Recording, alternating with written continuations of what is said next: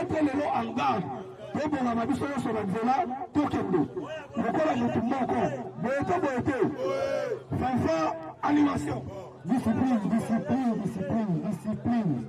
Et là, quand vous quittez, au sein de côté discipline, dans la biso moto, dans la biso, dans la biso, nzela. Makambo ya tapage de raté. Discipline.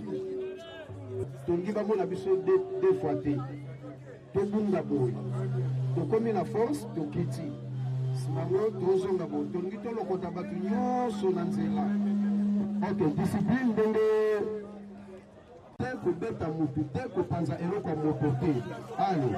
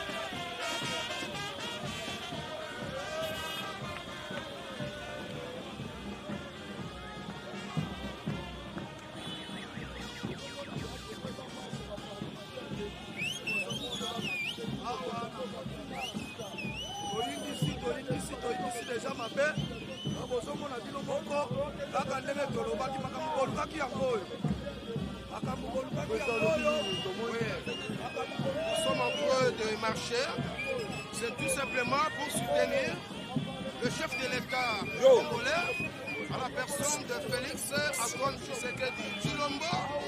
Nous, les collectifs, les parlementaires debout, de l'UDPS Fuma, nous sommes en train de marcher pour soutenir notre chef de l'État et toutes les institutions de la République.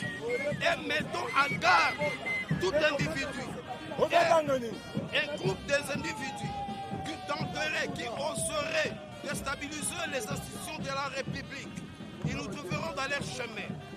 Et nous mobilisons, nous demandons à toutes les populations congolaises de se mobiliser comme un seul homme derrière le chef de l'État.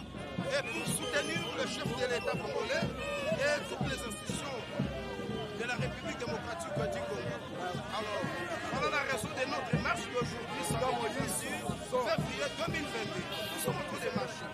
Nous sommes là avec tous les membres de mon bureau. C'est ça le collectif parlementaire debout du DPS Fuma. Je suis avec le président Gabou est là, le président Sisko est là. Tous les comités, tous les membres des comités sont là. Alors notre destination, nous sommes ça pour soutenir notre chef de l'État, président de la République, Félix Antoine Tshisekedi Tshilombo. C'est pourquoi nous sommes dans la rue aujourd'hui, pour mettre toute personne qui tente de toucher moko na biso. O bazoluka kosimba moko na biso. O biso topesa pouvoir. Mukisi muntu Félix Antoine Tshisekedi Tshilombo akokuta biso na nzela na bango. Donc lelo tokolakisa bango ke IDPS kuna ezali ya Félix Antoine Tshisekedi Tshilombo. Donc nous sommes ici mpona kolakisa bango lelo banyosoloki nyonso mpona kolakisa bango ke oyo ezali IDPS ezali mambo ya blaki te. Toye awa lelo mpona kosoutenir mukisi mutu Félix Antoine Tshisekedi Tshilombo mpe komettre bato nyonso ya garde oyo bazotante kosakana na mokonzi ya mboka oyo bazotante nona coup d'état. C'est pourquoi nous sommes ici. C'est pourquoi nous sommes ici.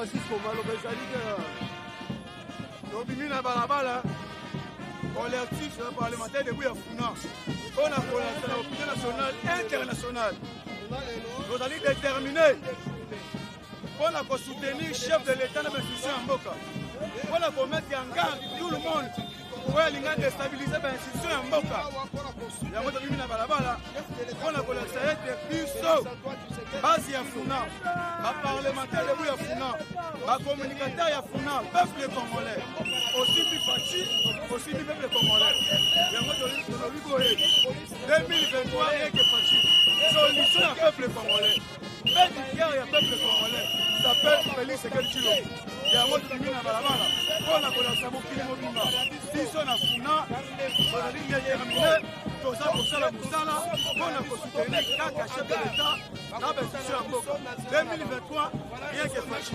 je dis et je vous remercie.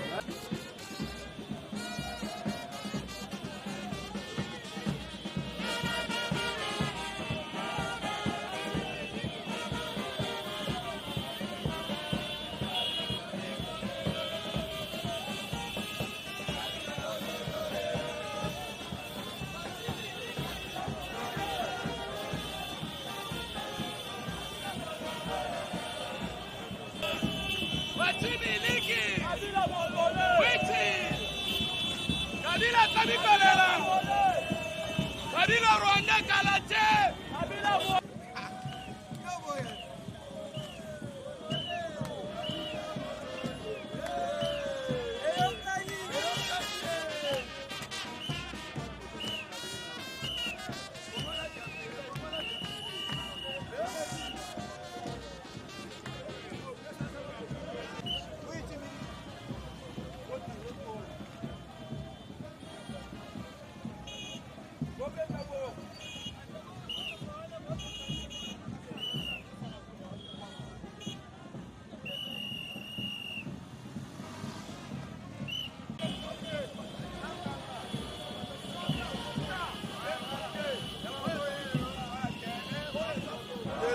Démonstration de force ya kolakisa ke na opinion tant nationale et internationale ke faci ana bato collectif ya baparlementaire debout na baprésident nyonso bato nyonso idps yo toninga tolakisa face a monde ke mutu oyo akomeka président félix na coup d'état to na nani tometre bango mise en garde ke faci aza na bato makambo oyo esanga na pays mosusu ayo kosalama te parce que faci aza na bato bato nyonso bazali awa kuna mobima tozali awa.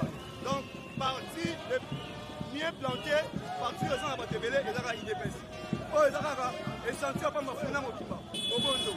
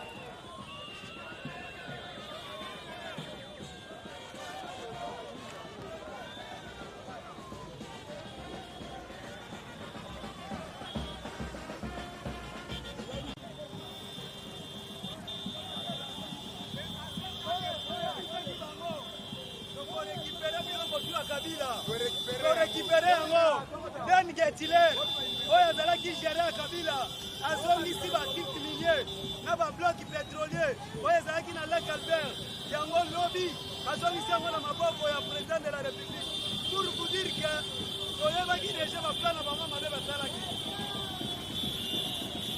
mer maloba yake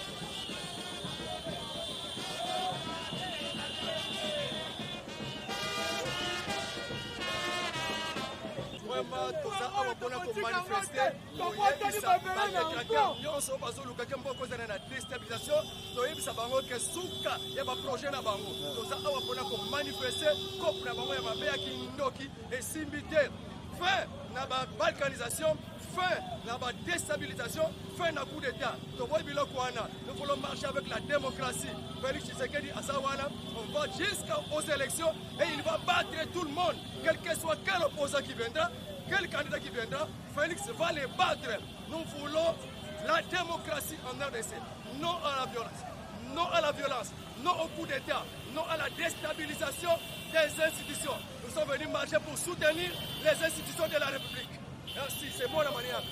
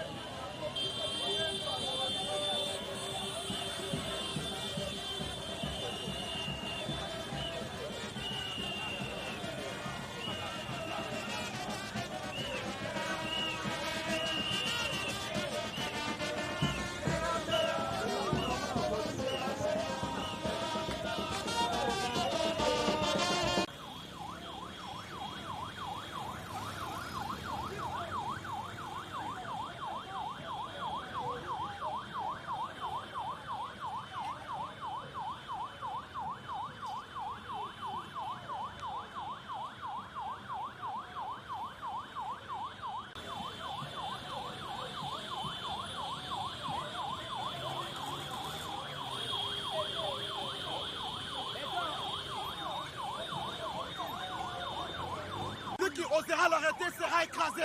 On l'arrêtera jamais. Voilà. Je te mets mise en garde. Si tu oses encore, tu me verras dans le corps.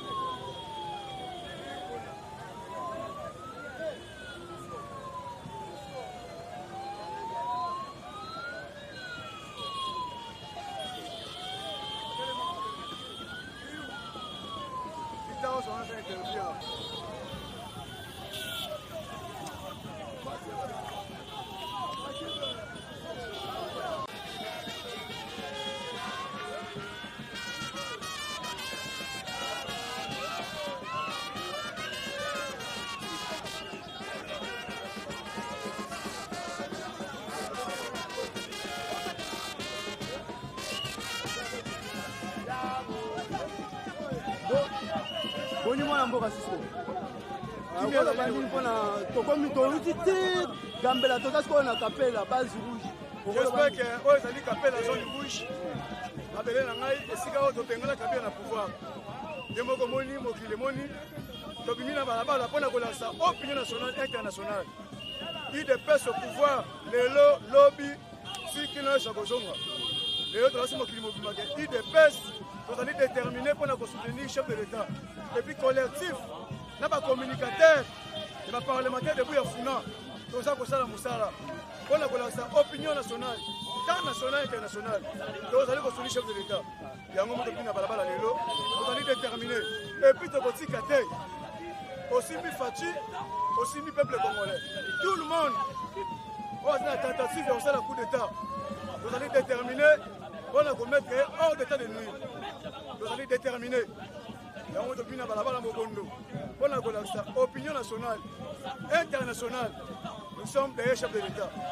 Deuxième question wana mboka tomoni signe ya kotia drapeau na nzoto elakisi nini signe ya drapeau na nzoto elingi kolakisa ke toza bavrai patriote donc okufa mpo na ekolo yango omoni toza na balabala mpo na ye te tolakisa mokili mobimba nous sommes derrière chef de l'état osimbi Faci osimbi peuple congolais donc nous sommes déterminés yoza adjoint ya collectif mais tomoni mpe président aza wana président kobasa maloba nini wana mpo tomoni banda bobandaki bolembi te ti siko boza nto na yolo bozokita tolembaka te tokoki mpe kolemba te osomola oyo eza ebandeli le 26 février eza ebandeli tolobi tokobandozala na bango po chaque mois jusqu'à ce que bakose soumettre na baordre ya l'état tokongi kotika mboka te pa ya bato moko boye baennemi ya république basalaka makambo bango balingi baétranger e base faire congolais non soki omoni signe ya drapeau oyo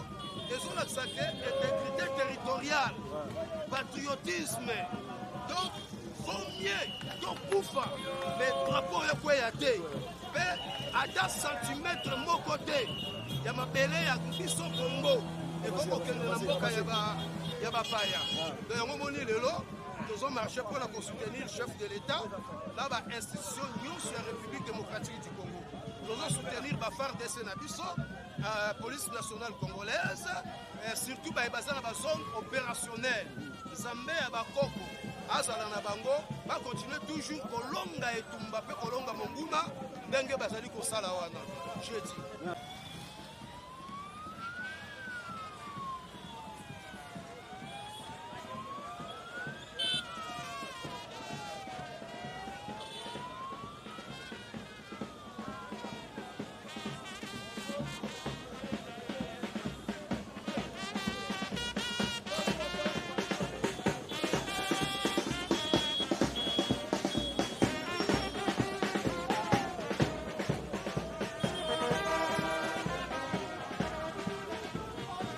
Ouais, nous sommes en pleine marche, mes chers compatriotes congolais, il y a Bissika Soboza, il y a marche, il y a parlementaires debout, il y a Funa, pour soutenir Mokonzi Mboka Faci Beton, na institution nyonso ya Mboka.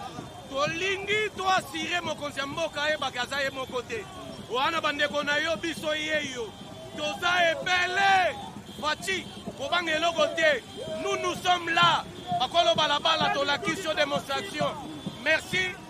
Na salue basani na yo bilamba na yo ndaku na yo nyonso ya yo epambwama na kombo na Yesu Faci be.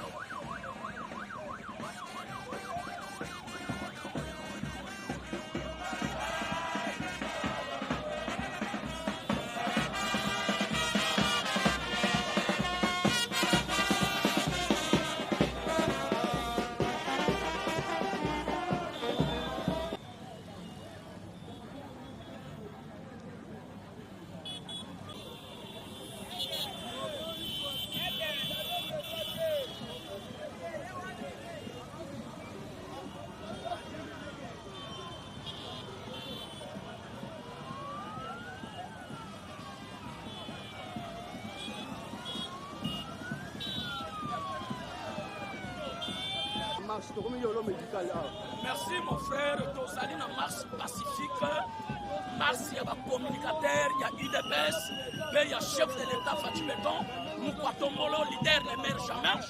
Je suis un leader d'opinion. On a soutenir SL Mouyaka, on a soutenir le président de la République, Fatou Béton. Mais Mars Nabissa Zali seulement, première condition, on met les bateaux en garde. On va mettre un coup d'État auprès du président de la République. Mais on va stabiliser l'institution à Moka.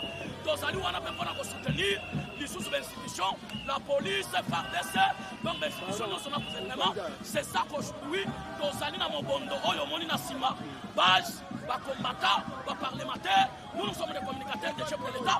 Fatou Béton, Moukwatombolo, collectif Yafuna, précisément le président du Oyafuna, Obasimbi Funa. Bisoye Yobamboloko, Basisco, le président Edi, Balvine, le président Moïse. Donc tout ça en route, tout ça une marche pacifique, forte marche pour soutenir les institutions du pays et puis commettre les antivaleurs. On va mettre un coup d'État auprès du président de la République, commettre les civiques, les microbes politiques, les imbéciles politiques, nous devons mettre les banques en garde. Voilà comme Meka, à constater film à Kekele, c'est ça que Mars nous a dit. Ouais, nous avons soutenir l'institution de Mboka. Premièrement, l'institution président de la République. C'est pourquoi Bisso, combattant, charge à Funa, de se mobiliser en un seul homme pour soutenir le président de la République et toutes les institutions de la République. Donc, vous voyez, auquel d'abord, premièrement, tenter de faire la coup d'État. Ce qui est sous le coup d'État au Congo, nous sommes au dans la balabala. Mais vous voyez bien, nous sommes tous dans la balabala. Nous sommes Mindou qui sont mogo. Nous sommes armés dans un désordre. Pour soutenir le président de la République pour sécuriser le pouvoir. C'est pourquoi les autres ont mis dans la balabala pour mettre en garde dans tout. On va dans l'intention de déstabiliser le monde. Nous avons revendiquer le droit à la mission de quoi on est capable. Merci vraiment.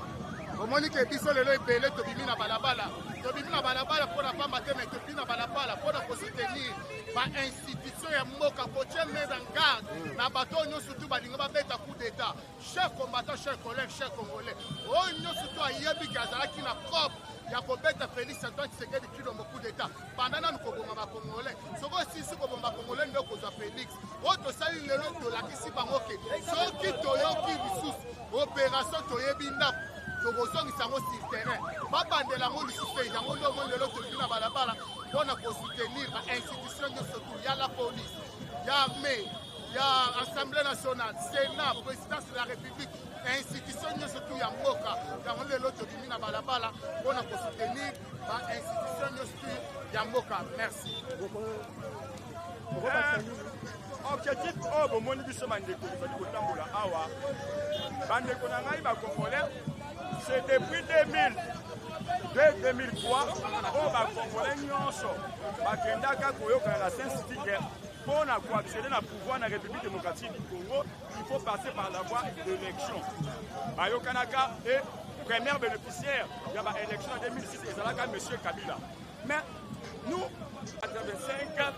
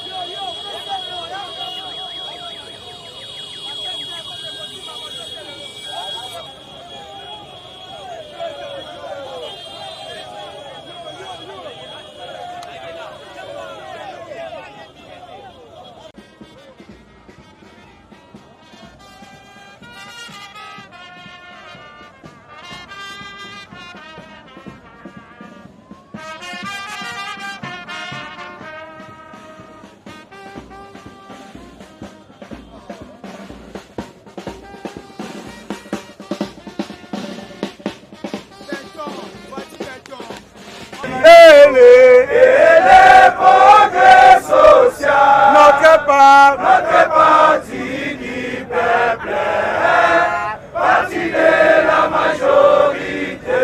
IDPS, IDPS,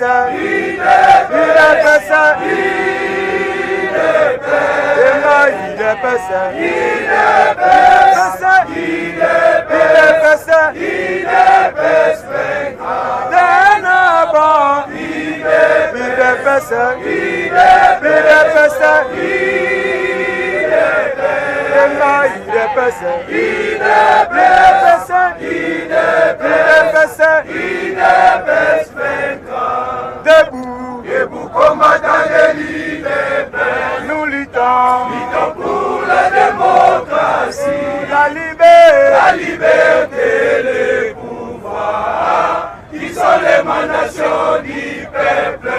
Debout, debout, combattant de l'IDP, nous luttons pour la démocratie, la liberté, les pouvoirs, qui sont l'émanation du peuple. IDPS, IDPS, IDPS,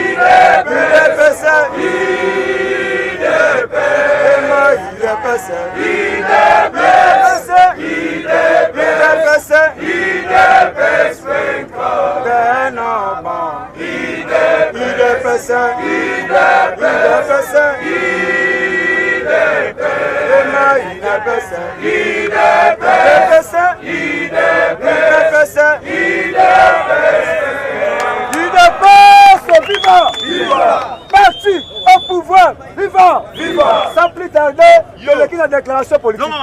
Pour la démocratie et le progrès social, UDPS en sigle. Collectif des parlementaires debout de l'UDPS, Fédération de la FUNA. Nous procédons maintenant à la lecture de la déclaration politique. Nous, collectif des parlementaires debout, Fédération de la FUNA, le vrai communicateur et défenseur de la vision du président de la République et chef de l'État, Félix Antoine Tshisekedi Tshilombo, en ce jour du samedi 26 février 2022, réunis de toute urgence dans un seul but, féliciter le chef de l'État, Félix Antoine Tshisekedi Tshilombo, bien entendu, sur les choix portés à sa personne par ce père des pays membres et signataires de l'accord cadre d'Addis Abeba à la présidence des mécanismes régionaux de suivi du dit accord. Et lui souhaitons un mandat fructueux pour l'intérêt de notre sous-région. Et témoigner notre soutien indéfectible au commandant suprême des forces armées congolaises et la police nationale congolaise.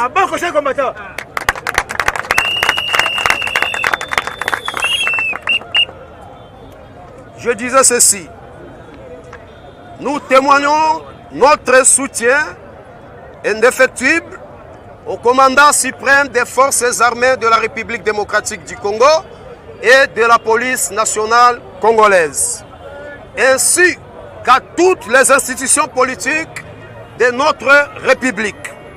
Faisant suite à la situation politique et sécuritaire de notre chère patrie, des indices sérieux sur des faits avérés à l'atteinte à la sûreté de l'État, pesant sur certains acteurs de notre pays.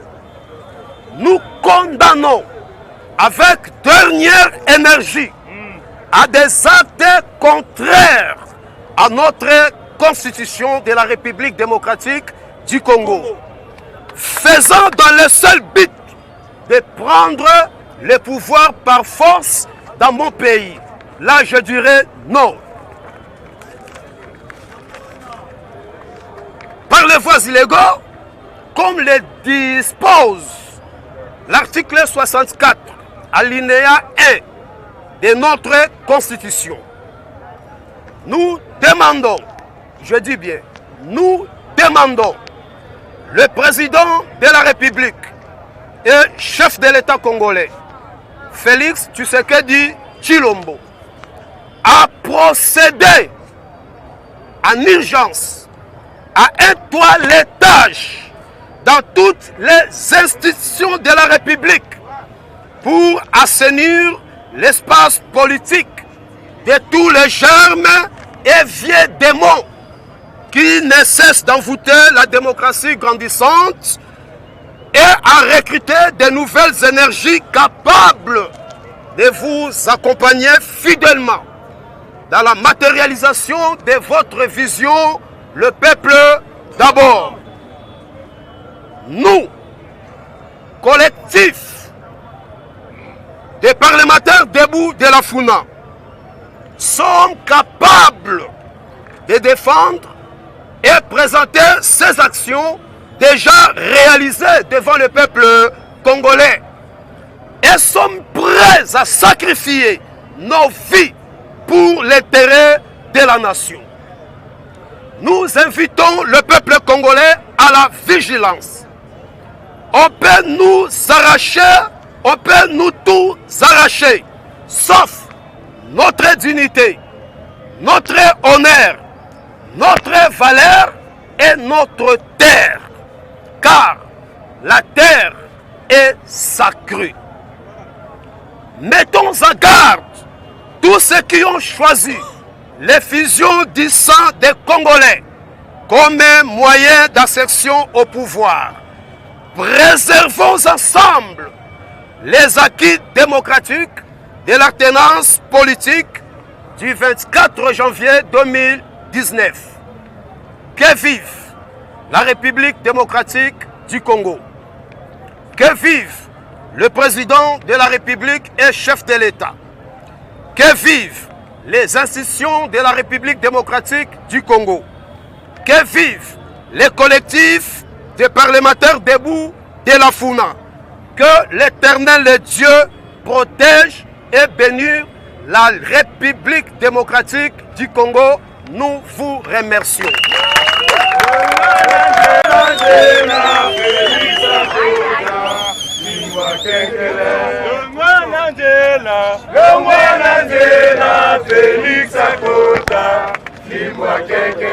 Assurance de l'intégrité territoriale. Les partis au pouvoir. Les partis les mieux implantés. Fatibé. Fatibé. Moukotomanabe. Les Gamukishibe. Bessenganebe. L'espoir du peuple B. Solution du peuple B.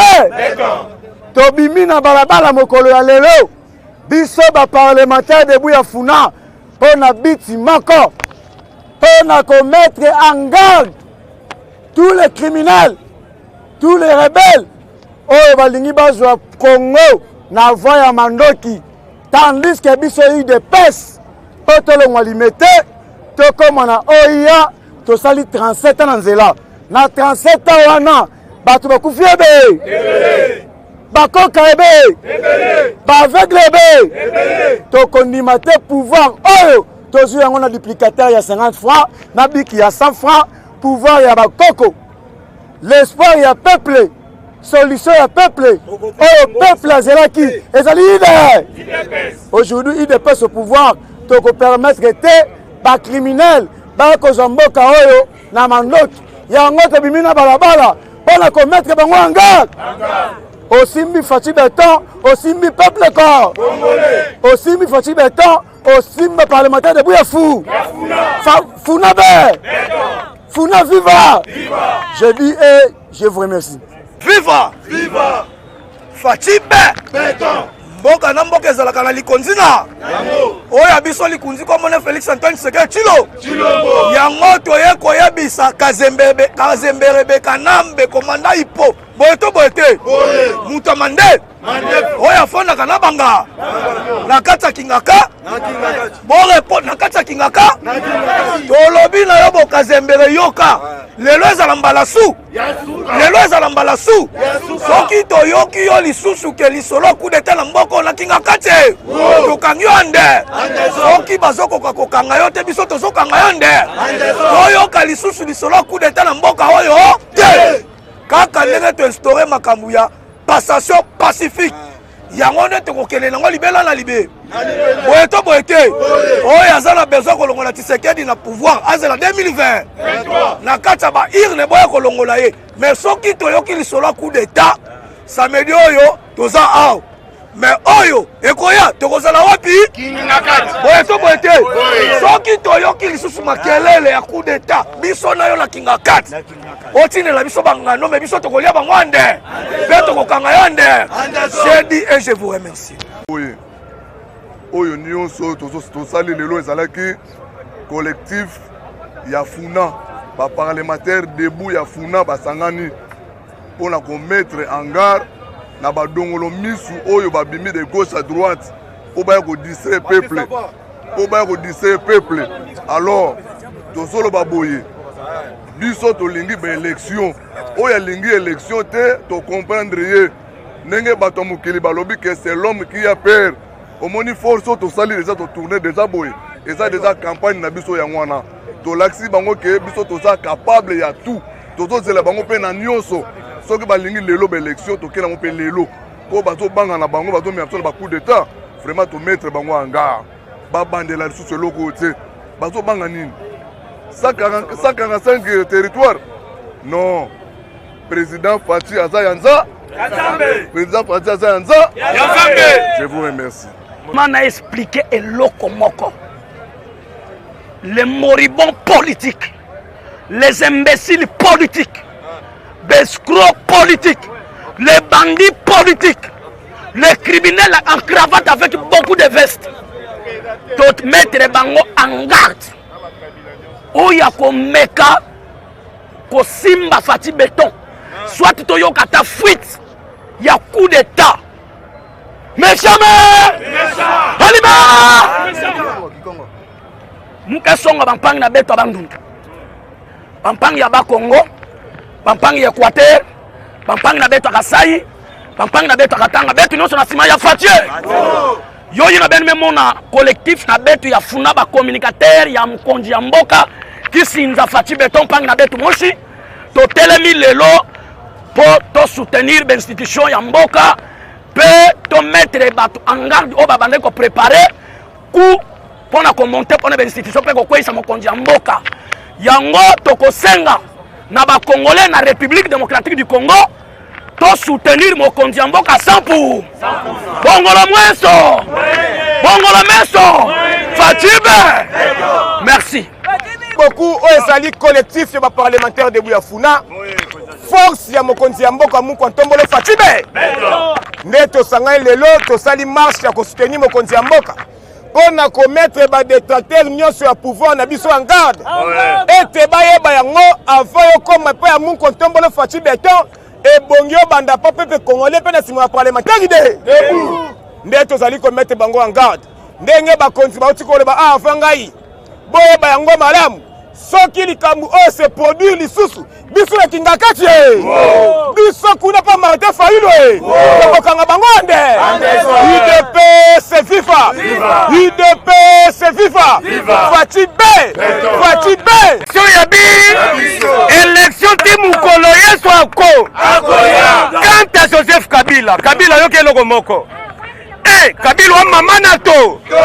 oyana Kongo na chasse vie na de polo naka na botini yaka Kabila toyebi yo osana leçon ya kopesa biso Kabila bando comme président de la République pendant 18 ans nanu tomona te sommet au pays plus de 7 présidents de la République oyana mboka oyo tokosite likambo eta l'élection bokozwa manœuvre pour politique. Tous les coups en politique sont paix recensement ya ba Congolais pendant 38 ans Tshilombo le président de la République reste en fonction jusqu'à l'installation d'un nouveau président. Quant aux élections mbongo et organisation élection soki oza nango teki lopango na bino elibiso mbongo tokosalele mbongo ti lombo aza nango ya kotonga bopita ya kotonga babalaba ya kobongisa bako Kabila muzitu boa bato oya komeka cette fois-ci système eza moko kubet kubu kubet kubu ti lombo yebake ba parlementaire debu ya funa toza simana bokonzi na yo eza ya nza ekomama na se komama liko David Jacob Bezaï bango nyonso bayebi ke IDPS ti mukolo yesu akozo eske yesu akoya lelo yesu akoya lobi mukolo yesu akoya eyebani seke mukolo ti lombo fulonga na pouvoir eyebani tant que nga na yo nous sommes là ti lombo kolobaka te que le président reste en fonction Loba malamu Tshisekedi ou bien Tshilombo reste enfant. Tshilombo we Kadima we Congo na bi Kinshasa ya bi élection ya bi Tshilombo kamata bi Tshilombo dena Fati mili Tshilombo wetwa minga kolobeza te bandeko na ngai ya poto ba congolais ba vivaka awa boye baete IDPS au pouvoir ti mukolo yesu ako ona bino badongolo misu boye ke loko yo ale fatia kosala